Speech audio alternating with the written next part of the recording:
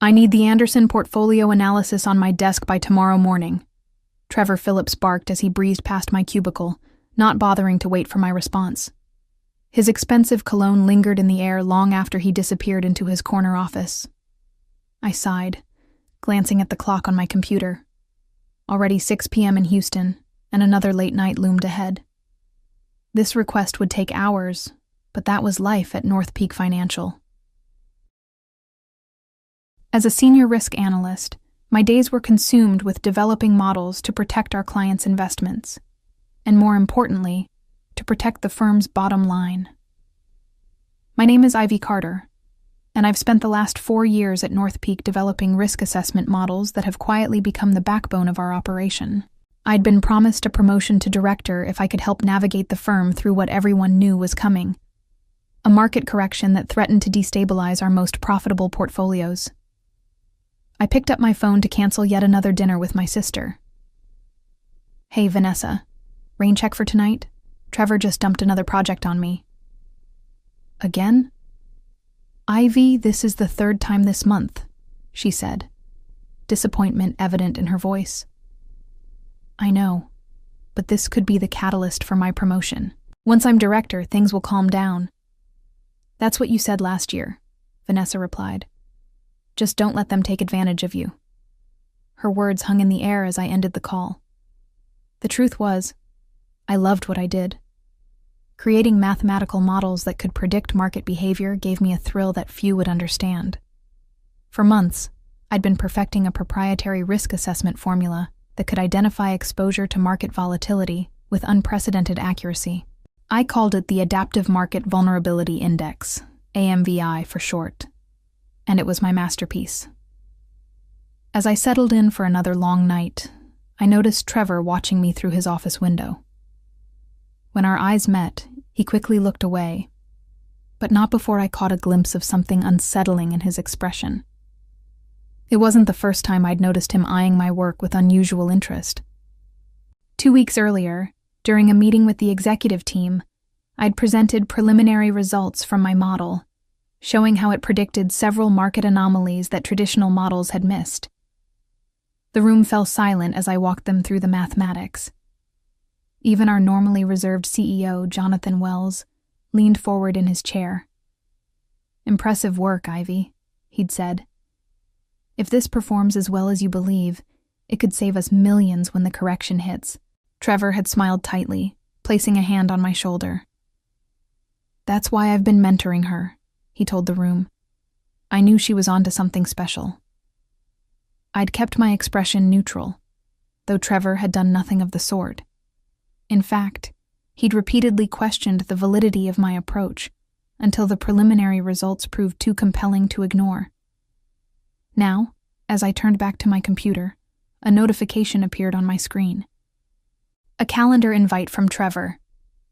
"Discuss AMVI performance, private. Scheduled for tomorrow after the morning meeting." I felt a flicker of unease as I accepted the invitation. Something wasn't right, and I couldn't shake the feeling that I needed to protect myself and my work before it was too late. The market correction hit harder and faster than anyone anticipated. Over 3 tumultuous days, global markets plunged, sending investors into a panic. Emergency meetings filled North Peak's conference rooms as analysts scrambled to assess the damage. But amidst the chaos, something remarkable happened. The portfolios I'd restructured using my AMVI model held steady, outperforming market benchmarks by staggering margins. While competitors reported massive losses, North Peak's exposure was minimal. By Friday afternoon, it was clear. My model had just saved the firm tens of millions of dollars. I expected celebration, perhaps even an immediate promotion announcement. Instead, Trevor called me into his office and closed the door.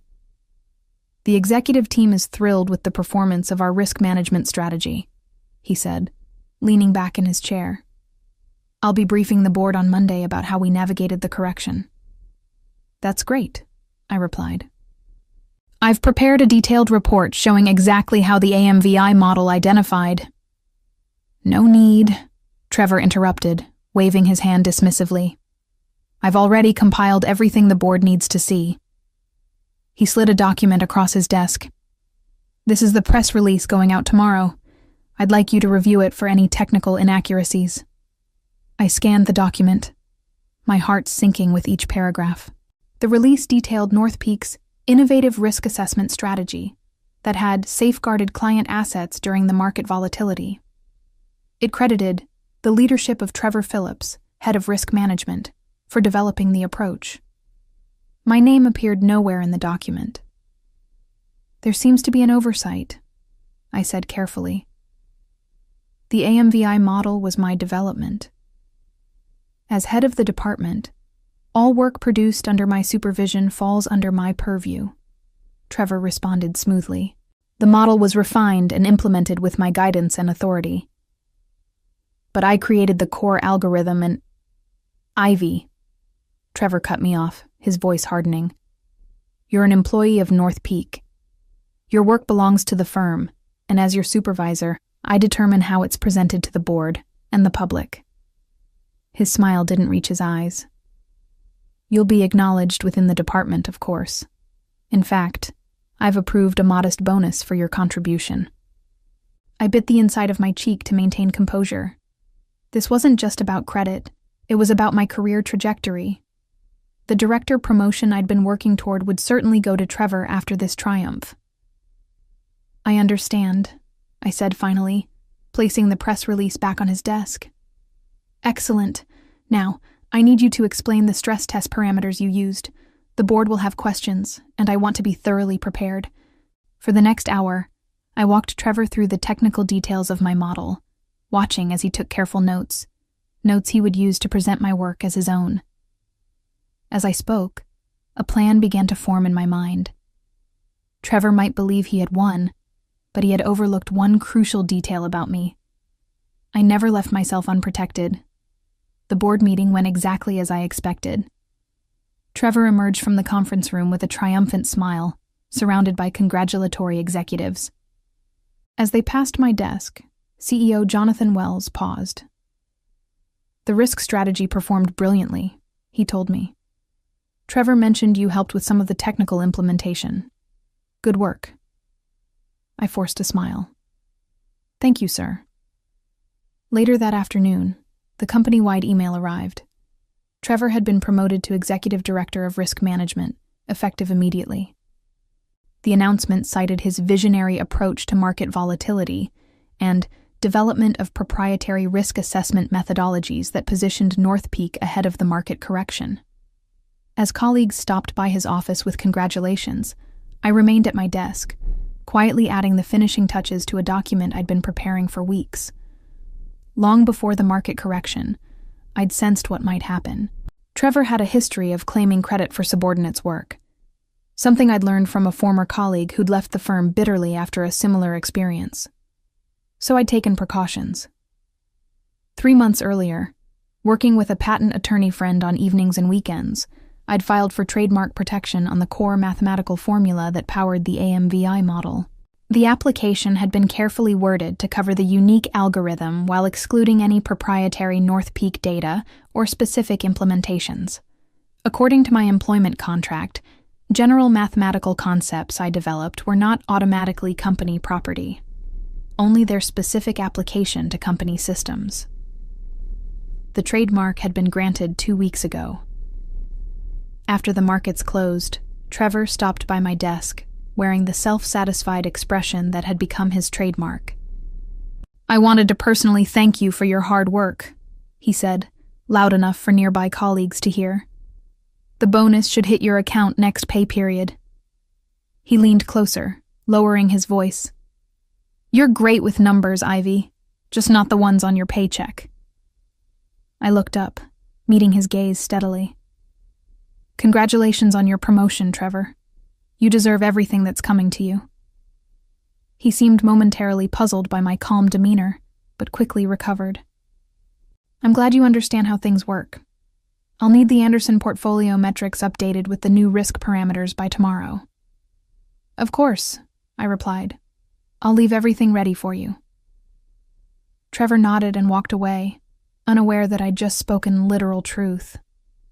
I would indeed leave everything ready, not just the Anderson portfolio, but detailed documentation of the AMVI development process, copies of my original work, and evidence of the dates when each component was created. I saved the email draft I'd been composing, setting it to send automatically at 9 a.m. Monday morning. The subject line read, "Resignation effective immediately." The attachment was a formal notification that any continued use of the AMVI methodology would require proper licensing from its registered trademark holder, me. What Trevor didn't know was that I had already scheduled a meeting with North Peak's largest competitor for Tuesday morning. They were very interested in licensing my algorithm. Monday morning arrived with a crisp autumn chill. I entered North Peak's gleaming office tower for what I knew would be the last time, nodding to the security guard as I swiped my badge. The familiar ping of the elevator and the quiet hum of the office felt suddenly foreign, like visiting a place I'd once lived long ago. I settled at my desk, powering up my computer for the final time. At precisely 9 a.m., my resignation email would automatically send to Trevor, Human Resources, and Jonathan Wells. I'd timed it perfectly. Trevor always held his newly established executive director's brief at 9 a.m. on Mondays, presenting to the senior leadership team.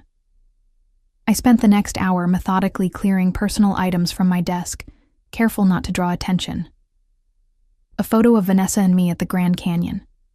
A small jade plant I'd kept alive for 3 years. A coffee mug with a mathematical formula joke that only other analysts ever understood. Each item disappeared into my bag as I systematically erased my presence. At 8:55 a.m., I took one last look around, then walked calmly to the restroom where I waited, watching the seconds tick by on my watch. At precisely 9 a.m., I felt a subtle vibration, my phone confirming the automated email had been sent. I emerged to see Trevor's assistant hurrying toward his meeting room, a concerned expression on her face. Through the glass walls, I could see Trevor presenting confidently to the executive team. Then I watched as he glanced at his phone, frowned, and continued speaking. Moments later, several other executives checked their devices simultaneously. Jonathan Wells stood up abruptly, interrupting Trevor's presentation. Even from a distance, I could see the confusion and alarm spreading across Trevor's face as he read whatever message had just arrived on his phone. I didn't wait to see more. With practiced calm, I walked to the elevator, pressed the button for the lobby, and left North Peak Financial for the last time. Outside, I took a deep breath of the morning air, feeling strangely light. My phone immediately began buzzing with messages and calls, all of which I ignored as I walked to a nearby coffee shop. Only once I was settled at a corner table with a cappuccino did I finally check my messages. 6 missed calls from Trevor, 4 from Human Resources, 1 from Jonathan Wells, and dozens of text messages. Trevor, what the hell is this? Call me immediately. Trevor, you can't trademark company property. This is grounds for legal action. Trevor, you're making a massive mistake. I sipped my coffee calmly, watching the messages pile up. Then I opened my email to read the formal response from Human Resources. Ms. Carter, we have received your resignation letter and the accompanying notification regarding the AMVI methodology trademark. This matter has been referred to our legal department for immediate review. Please be reminded of your confidentiality obligations under your employment agreement. A representative will contact you shortly regarding exit procedures and the serious concerns raised by your communication. Right on schedule. I had anticipated exactly this response, which is why I'd engaged Patricia Winters, one of Houston's top intellectual property attorneys, weeks ago. I forwarded the email to her with a simple note. It's begun. Her response came within minutes. Proceed as planned. I'll handle any communications from their legal team. The next message that caught my attention was from Jonathan Wells himself. Ivy, I'm concerned by your sudden resignation and the claims regarding AMVI ownership. I'd appreciate the opportunity to discuss this directly before matters escalate further. Please call my assistant to arrange a meeting today. This was unexpected. In all my planning, I hadn't considered that the CEO might reach out personally. I hesitated. then decided that speaking with Wells could provide valuable insight into how the company planned to respond. I typed a careful reply. Mr. Wells, I'm available to meet at 2 p.m. today at Patricia Winter's office. She will be present as my legal counsel. I included the address, then pressed send. As I finished my coffee, my phone rang with an unfamiliar number. When I answered, I heard a smooth, professional voice. Ms. Carter, this is Elaine Brenner, Chief Operating Officer at Veltri Dynamics. I understand you have something interesting to discuss with us tomorrow. Given recent developments, I'm wondering if you might be available today instead.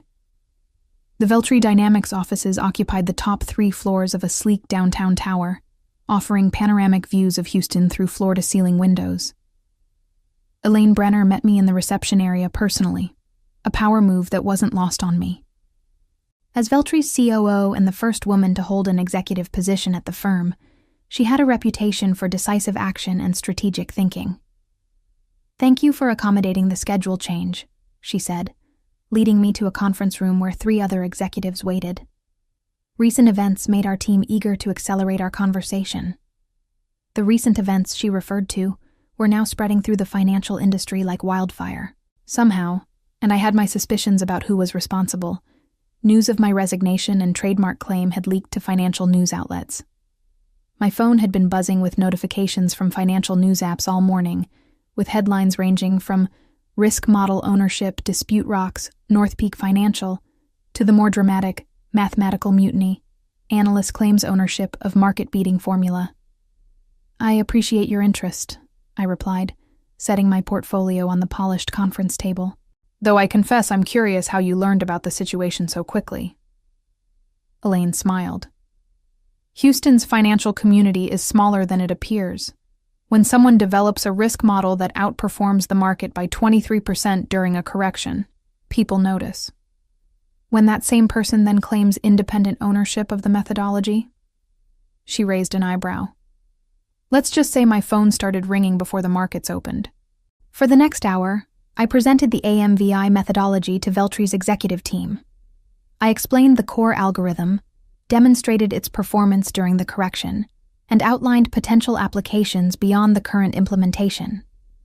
Throughout my presentation, I was careful to use only the mathematical concepts I had developed, avoiding any proprietary North Peak data or specific implementations, exactly as my trademark application had been worded. When I finished, the room was silent for several moments. Impressive, said Gregory Turner, Veltri's chief risk officer. But I have to ask the obvious question. How can you be certain the trademark will hold up? North Peak will fight this aggressively. I had anticipated this concern.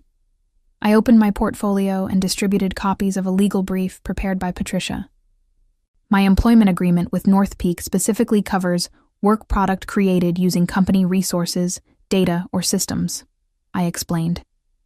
However, the core mathematical formula that powers AMVI was developed independently, on my own time, using my personal equipment. I have documentation showing the evolution of the algorithm, time-stamped electronic records, and even witnesses who can attest to my work on the concept outside of North Peak. I paused, allowing them to scan the brief. Most importantly, I disclosed the general mathematical concept to the patent office before implementing it at North Peak, establishing clear precedent of independent development. Elaine exchanged glances with her colleagues. And you're offering us exclusive licensing rights? For the first year, yes, I confirmed. At which point we can negotiate continued exclusivity or explore other arrangements. What are your terms? I named a figure that made one of the executives cough. That's substantial, Elaine said carefully. So is a 23% performance advantage during a market correction, I countered. Consider that North Peak saved approximately $50 million using my model. What would that kind of protection be worth to Veltri's portfolio? The meeting concluded with handshakes and assurances of a formal offer within 24 hours. As Elaine walked me to the elevator, she asked the question I'd been waiting for. Why didn't you take this to North Peak first? Surely they would have compensated you appropriately once they understood the situation. I smiled, Let's just say North Peak and I have fundamentally different perspectives on appropriate compensation and recognition.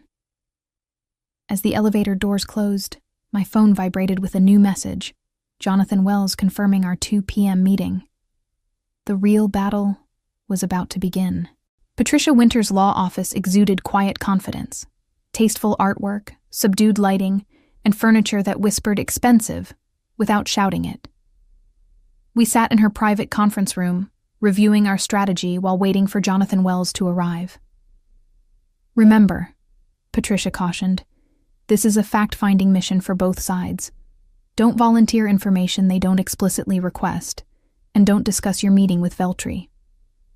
I nodded, though my thoughts were elsewhere. Despite my careful planning, a knot of anxiety had formed in my stomach. I'd never directly challenged someone as powerful as Jonathan Wells before. At precisely 2 p.m., Patricia's assistant ushered in the CEO of North Peak Financial. To my surprise, he came alone. No Trevor, no legal team. Just Jonathan Wells in his impeccable suit, carrying a slim leather portfolio. "Ms. Carter," he said, extending his hand. "Thank you for agreeing to meet.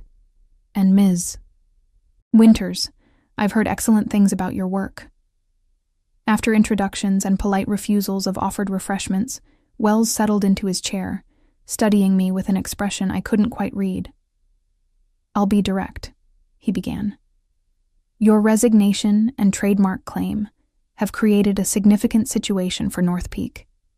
Before our respective legal teams turn this into a protracted battle, I wanted to understand your perspective personally."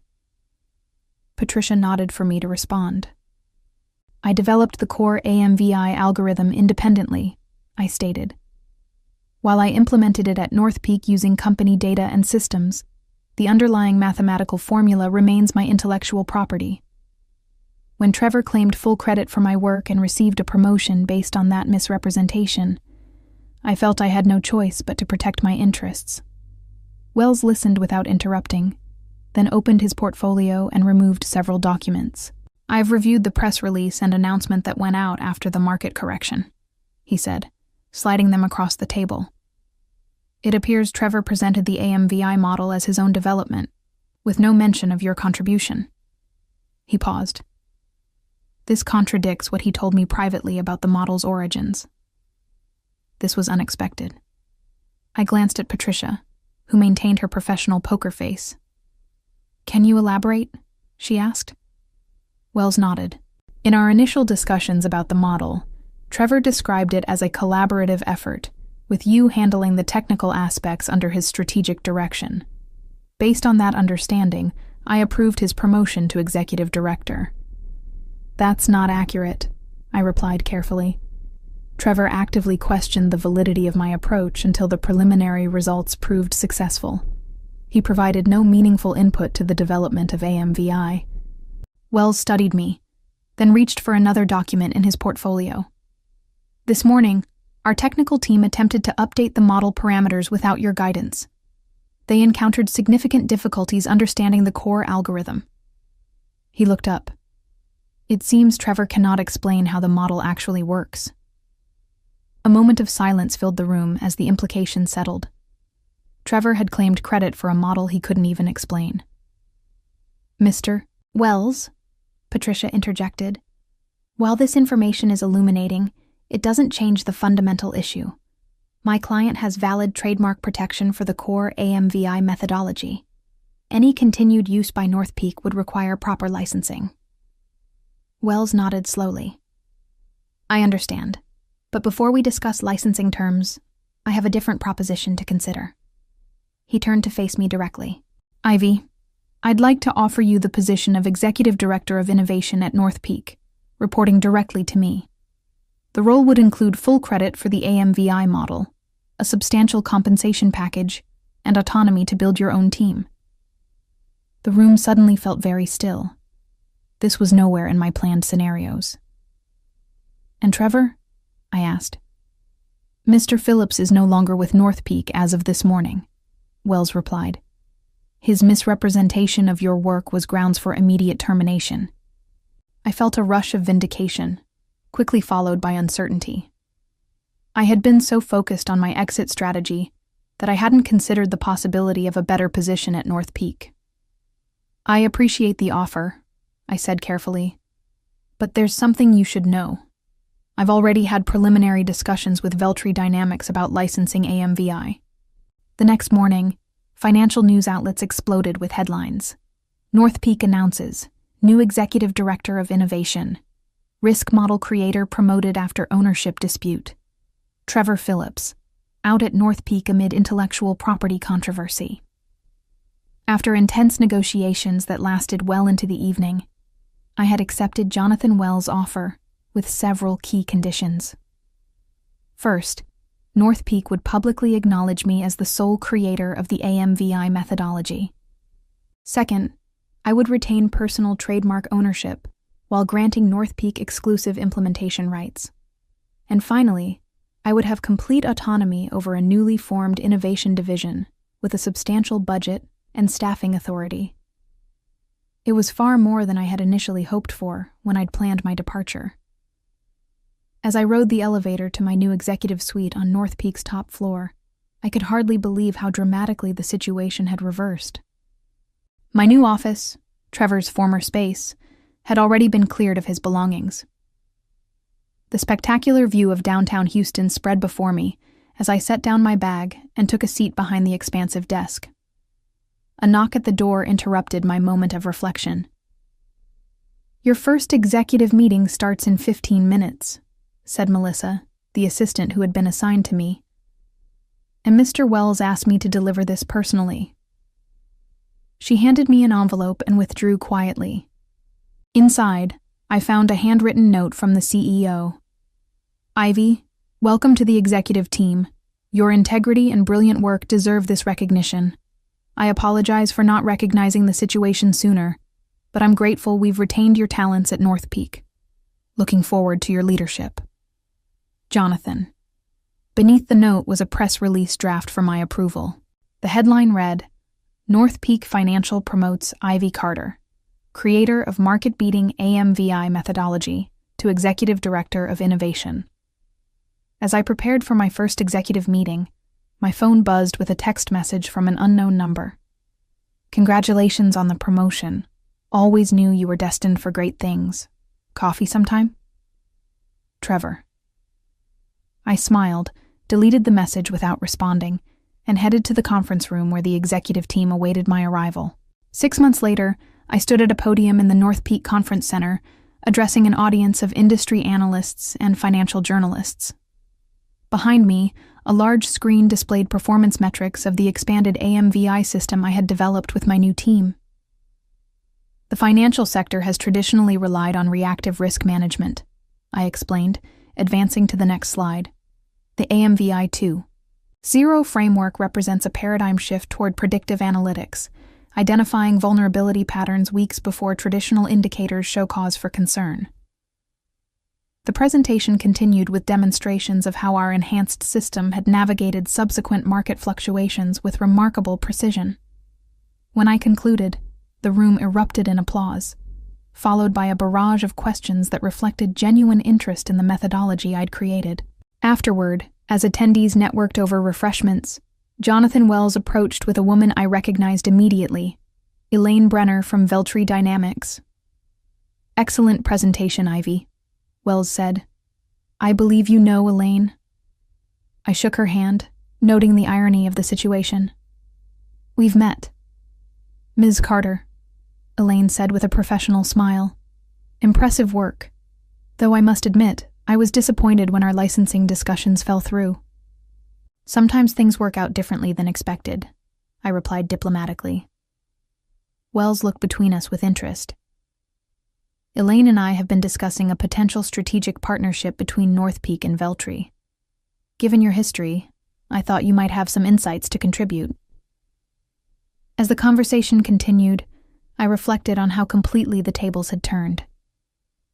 6 months ago, I had been preparing to help Veltri compete against North Peak. Now, I was discussing how the firms might collaborate, with my innovation division at the center of the potential partnership. Later that evening, as I was leaving the office, I received a notification on my phone. A financial news alert reported that Trevor Phillips had been hired as a junior risk analyst at a small regional firm, a significant step down from his executive role at North Peak. I couldn't help but smile as I headed home, savoring the perfect symmetry of justice served. My journey from overlooked analyst to executive had taught me the most valuable lesson of my career. In the world of finance, the most powerful asset isn't money or connections. It's owning your intellectual capital and knowing exactly when to leverage it.